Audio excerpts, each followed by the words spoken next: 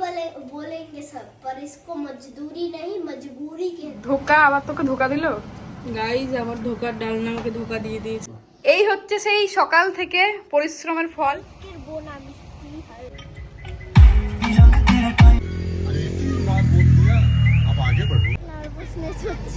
Hello guys, আসসালামু আলাইকুম সবাইকে, welcome back to our new blog. তো আজকে 22শে ডিসেম্বর, কালকে 23শে ডিসেম্বর পাপার বার্থডে।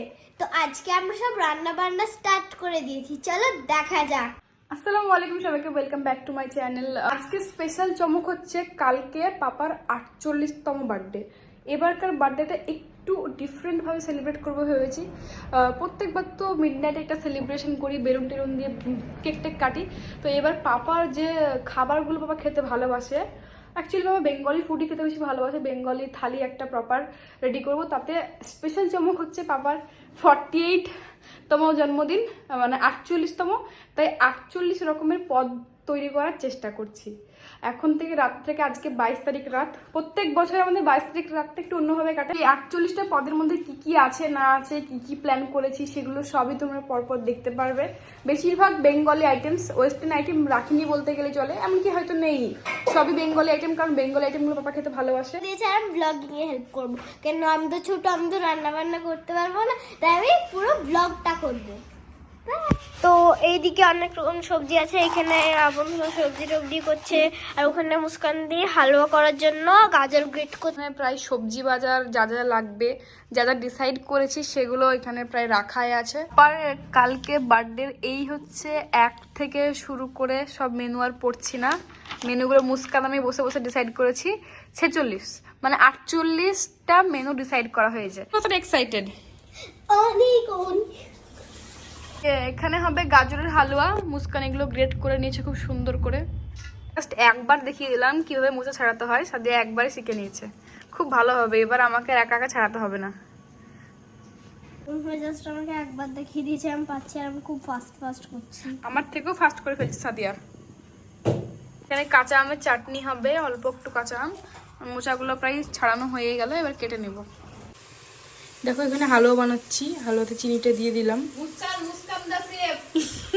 চাকু ধার কমে গেছে, ধারটা একটু সার্ভ করি।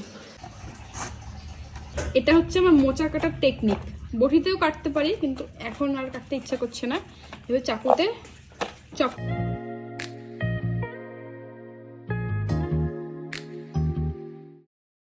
क्या कर रहे हो? मजदूरी बोलेंगे सब, पर इसको मजदूरी नहीं मजबूरी कहते हैं। जल्दी से करो।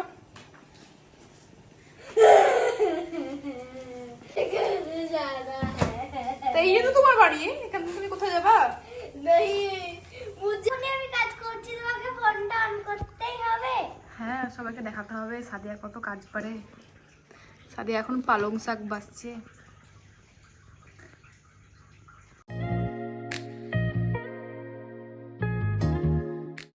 এটা ফুটবল, এটা নিয়ে আমি খেলতে যাবো। আই পড়ে গেলে খারাপ হয়ে যাবে, নিয়ে এসো। এই নাও বাঁধাকপি। বাঁধাকপিটা এখন কাটবো। ইস, তুমি আমার ফুটবলটা কেটে দিলে, ওটা দিয়ে ভালো খেলা হতো। ফুটবল? বাঁধাকপিকে সাদিয়া বলছে ফুটবল। এগুলো রেজালা হবে, ফুলকপি রেজালা। তোমার জন্য একটা চ্যালেঞ্জ, গেস দ্য ভেজিটেবল। এটা? হ্যাঁ, এটা বলতে হবে, বলো। বেগুন। বেগুন? এটা মুস্কানের হাতে স্পেশাল মাছের ডিমের বড়া। স্পেশাল না, আজকে প্রথম করছি।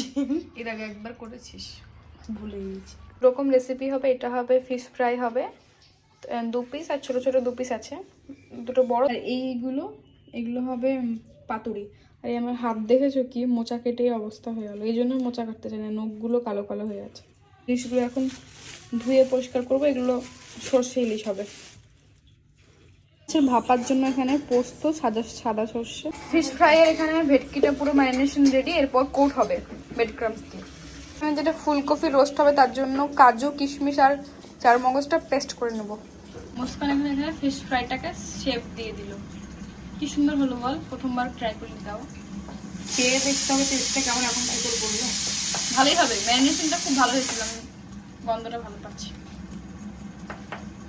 আমার 2 রকমের পেস্ট রেডি। কালকে সকালে শুধু এরকম ম্যাজিক করবো, সব রান্না বান্না হয়ে যাবে। রাত্রেই সব করে রাখছি, এই জন্যই। যেগুলো কাটলাম সেগুলো সব এইভাবে প্লাস্টিকে ভরে রেডি করে রেখেছি, সেগুলো সব ফ্রিজে দিয়ে দেবো।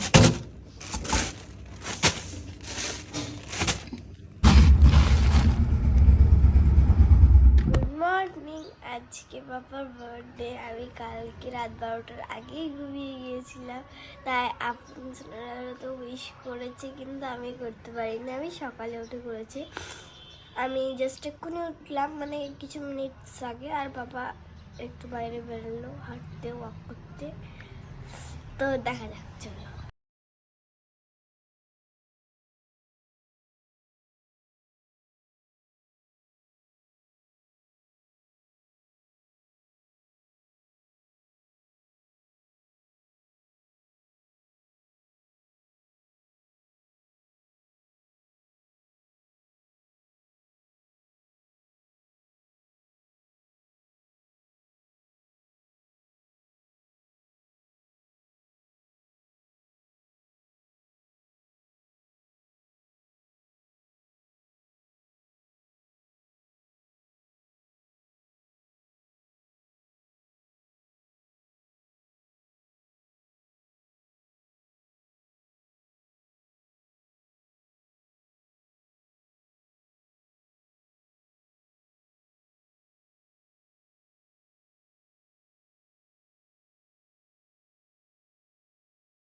এখন কোথায় ছিল? তখন সবাই আমরা কাজ করছি, আমি ব্রেক নিচ্ছিলাম।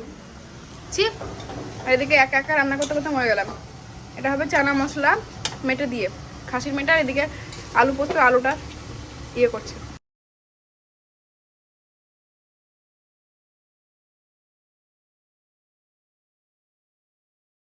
ধোকা, আবার তোকে ধোকা দিল। গাইজ আমার ধোকার ডালনা আমাকে ধোকা দিয়ে দিয়েছে। প্রত্যেকবার মুস্কান একদম সাকসেসফুল হয়। আস্তে আস্তে আস্তে না না, আগে হয়েছিলাম অনেক আগে। ওটাকে তো প্রায় সবাই সব কিছুই রেডি করে ফেলেছে। এইখানে সব ভাজাভুজি আছে, আর এখানে এটা কি দই নাকি, সবাই এখন সব মানে অলমোস্ট রেডি। এবার নিয়ে সেখানে রাখবে। মিষ্টি সাজানো হয়ে গেছে, আর এই সব মিষ্টি, এইটা তুমি খুবই কোনটা? ইন্টারেস্টিং। এটা তুমি কোনটা কোনটা খাবা বলো? আমি খাব। এইটা তো একদম এই পায়ের মতন দেখতে। এই সব ফুল সাজানো হচ্ছে। ফার্স্টে এটা হচ্ছে সর্ষে ইলিশ হয়েছিল, সেটা এখন সার্ভ করছি। আরে এই চামচে হবে না। মাছের ঝাল। কে কোনটা রান্না করেছে সব পরে বলছি, এখন প্রচণ্ড দেরি হয়ে গেছে। তাও তো দুটো রান্না ফুলফিল করতে পারিনি। সব কিছু আগে সার্ভ করে একটু দেখেছিলাম, মনে নেই, দেখি খুলে দেখি। এটা হচ্ছে চিংড়ি মাছের মালাইকারি, এটাকে সার্ভ করি। তো এটা চিকেন কষা ছিল, চিকেন কষাটা সার্ভ করে দিলাম। চলো চলো চলো চলো। লেটস, তোমরা জাস্ট দেখো এত বড় একটা মাছের মাথার পিস, আমার তো মাথা ঘুরে যাচ্ছে। এটা হচ্ছে ফুলকপি রেজালা। এত কিছু খাবার দেখে কেমন লাগছে? হালকা টাইপের অবাক হয়ে যাচ্ছি যে এই বাচ্চা ছেলেরা এত করে পরিশ্রম করে খাবারগুলো তৈরি করেছে। তো এখান থেকে শুরু করি। প্রথমে আছে সাদা ভাত, গরম ভাতে ঘি, তারপর একটু লবণ নিয়ে নাও। তারপর এখানে আছে আলু ভাজা, বেগুন ভাজা, পটল ভাজা, শিম ভাজা।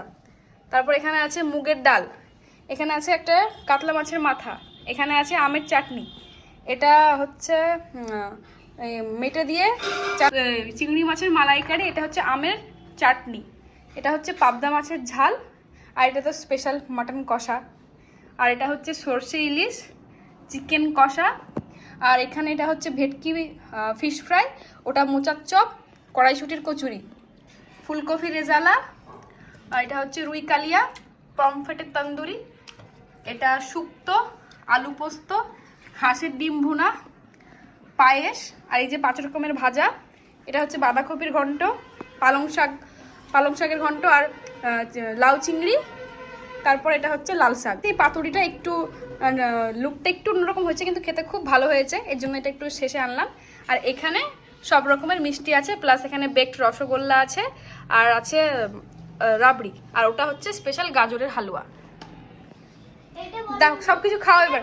তো বলাই হয়নি, এখানে আছে মাছের ডিমের বড়া, একটা পুঁটি মাছ ভাজা আর পাঁপড়। মাছের ডিমের বড়াটা টেস্ট করে দেখো, একটা দেখো। কিছু খেয়ে বলো কেমন লাগছে। দারুণ দারুণ। অল্প অল্প করে কিন্তু সব খেতে হবে, একটু বাদ রাখলে শুনবো না। পুরিটা খাও, কচুরিটা।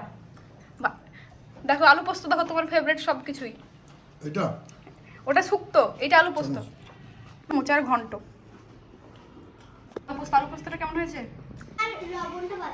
আর যেটা বলেছিলাম যে পাপার 48তম জন্মদিন, তাই 48 রকমেরই পদ তৈরি করার চেষ্টা করবো। তো দেখো প্রায় 48 রকমের কাছাকাছি, কি ওর থেকে হয়তো মিষ্টিগুলো দু একটা বেশি হয়েছে, তার থেকে বেশি হয়ে গেছে।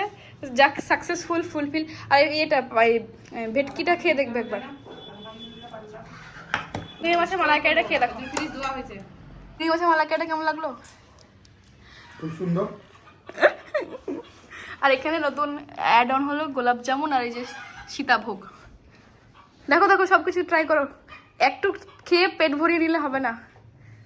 শাকগুলো ট্রাই করো অল্প অল্প করে। এই যে আমার ছোট্ট মেয়ে সাদিয়া মোচার চাপ দিয়ে শুরু করলাম। ভালো হয়েছে রে বাবা। এই ভেটকি ফিশ ফ্রাইটা একবার ভেঙে দেখো না।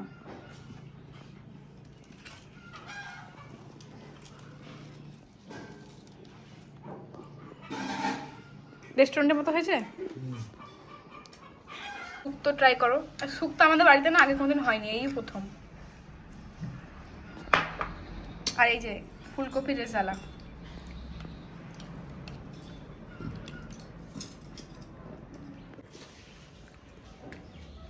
সব রান্নাই আমরা বেশ মিলেমিশে করলাম। কোনটাকে স্পেশালিস্ট সেটা বললে না? স্পেশালিস্ট বলতে গেলে দাঁড়াও, একদিক থেকে বলি।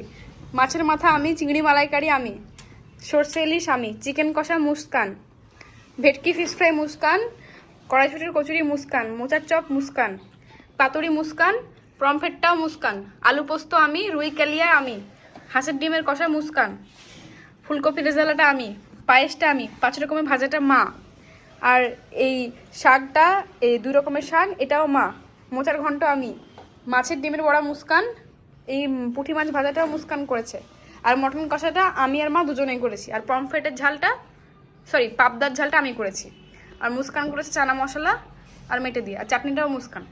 তো অল ওভার প্রায় সব কিছুই মিলেমিশে সবাই করেছি। এবার আরামসে খাক, পাপাকে ডিস্টার্ব করছি না, নিজের মতো খাক। কচুরিটা দেখো খুব নরম হয়েছে, খুব তুলতুলে, ভেতরে একদম মটরশুঁটি ভরা। হ্যাঁ হ্যাঁ চাটনিটা খেয়ে বলো।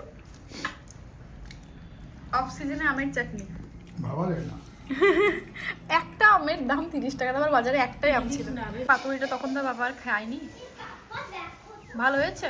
হ্যাঁ ভালো হয়েছে। এই সেটআপে পাপার জাহাজ ছিল, ওতেই আমরা খেতে বসে পড়েছি 2 বোনে। পাপা তো আর রাবড়িটা খায়নি, আমারই ভাগ্যে। সাথে খাবি? আসসালামু আলাইকুম গাইস, আজকে 1 জানুয়ারি আর পাপার বার্থডে ট্রিট দুটো একসঙ্গে পড়েছে। তো আমরা একটা নতুন রেস্টুরেন্টে যাচ্ছি, মানে রিসর্ট টাইপ। ওইটা কিন্তু আমি কোনোদিন যাইনি, ফার্স্ট টাইম যাচ্ছি আমি। দেখা যাক কি হয়।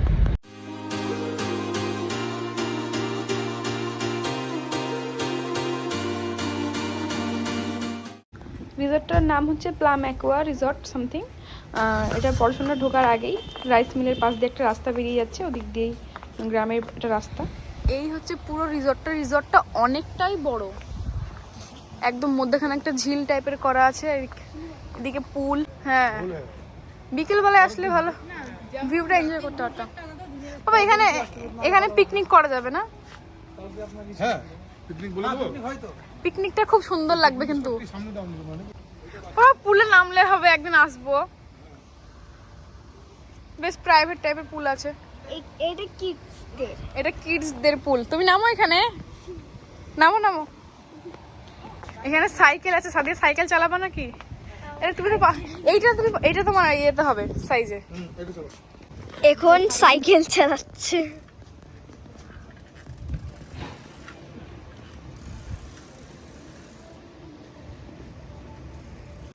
সুইমিং পুল, তারপর পার্সোনাল থিয়েটার, সাইকেলিং, অনেক কিছুরই ব্যবস্থা আছে। এই যে পিছনে যে ইয়েটা ঝিলটা, এখানে কিন্তু দিনের বেলায় বোটিংয়েরও ব্যবস্থা আছে। জায়গাটা খুব সুন্দর, এখানে ভাবছি একদিন পিকনিকই করবো। আমার তো খুব ভালো লাগছে, একদম শহর থেকে দূরে। এটা কিন্তু পলসন্ডার গোপগ্রামে জায়গাটা ঠিক লোকেটেড। হ্যাঁ, হয়ে যাবে, পাপার বার্থডে ট্রিটটাও হয়ে যাবে, আর 1 জানুয়ারিতে একটু ঘোরাও হয়ে যাবে। পাপাকে অনেকদিন থেকেই বলেছিলাম যে তোমার বার্থডে কিন্তু তোকে ট্রিট লাগবে। অ্যাকচুয়ালি ভিডিওটা এডিট করতে গিয়ে শুধু ওখানে ওই যে বললাম কুকিং শো ছাড়া কিছুই নেই, মানে শুধু রান্না বান্না। তার জন্য আজকে একটু ঘোরা হয়ে যাবে, যেটা খাবো। প্রত্যেকটা জায়গায় কিন্তু কিছু না কিছু বেশ করা আছে এখানে বসার জন্য। এদিকে হয়তো মেবি পার্কিং। কোথায় যাচ্ছ বলো? দেখি কেমন ভুল ভুলাইয়াতে তুমি ভয় পাও নাকি? ওই দিককার পুলটা বড় নাকি? ভুল ভুলাইয়া হাত কেটে গেলে মানে ছেড়ে দিলে কিন্তু বারো মুশকিল হয়ে যাবে। আচ্ছা এটা মুশকিল হয়ে যাবে। লাইট নিয়ে থাকতে হবে। মোবাইল রাখলে যাও, চলো যা দুজনে যাও, বেশি জন যাওয়া দরকার নেই। তো চলে যাবে। হ্যাঁ, দুই দিকে কাঁচা হাত দেবে, চলো। বেশি ভিতরে ঢুকবে না। তখন আবার কাজ ভেঙে বার করতে হবে। সাদিয়া তুমি ভুল ভুলাইয়া হারিয়ে যাবা?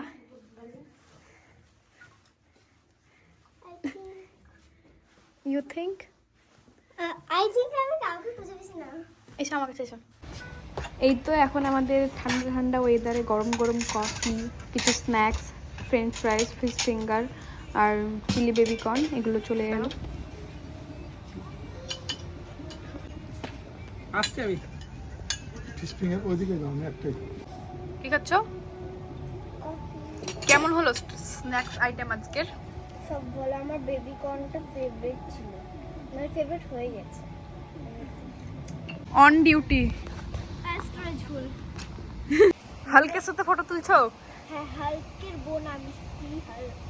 হালকে আমাদের একটা পোস্ট দাও।